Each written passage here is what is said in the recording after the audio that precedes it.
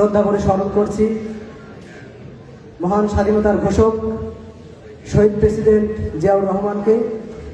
একই সাথে স্মরণ করছি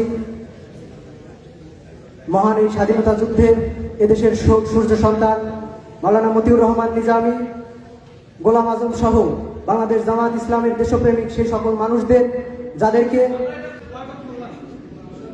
আপনাদের বয়কটে আমাদের কিছু যায় আসে না, আপনাদের বয়কটে আমাদের কিছু যায় আসে না, আপনাদের বয়কটে আমাদের কিছু যায় আসে না। স্যার প্রোগ্রাম বিশৃঙ্খলা, এটা কি ধরনের আচরণ? এটা কি ধরনের আচরণ স্যার? এটা কি ধরনের আচরণ? তারা কথা বলেছে, আমরা কোনো কথা বলেছি? আপনাদের বক্তব্যের সঙ্গে আমরা কোনো কথা বলেছি? যে ইতিহাসে, এটা তো আওয়ামী লীগের ইতিহাস, এটা আওয়ামী লীগের ইতিহাস, এটা তো আওয়ামী লীগের ইতিহাস।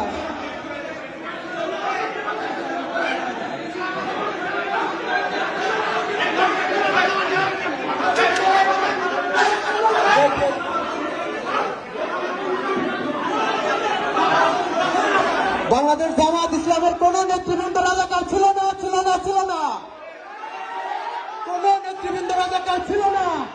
যে ইতিহাসে প্রেসিডেন্ট জিয়াউর রহমানকে মুক্তিযোদ্ধা বলে স্বীকৃত দেওয়া হয় না, সেই ইতিহাসকে আমরা ঘৃণা করি, ঘৃণা করি, ঘৃণা করি। যে ইতিহাসে প্রেসিডেন্ট জিয়াউর রহমানকে মুক্তিযোদ্ধা বলে স্বীকৃতি দেওয়া হয় না, সেই ইতিহাসকে ঘৃণা ইতিহাস।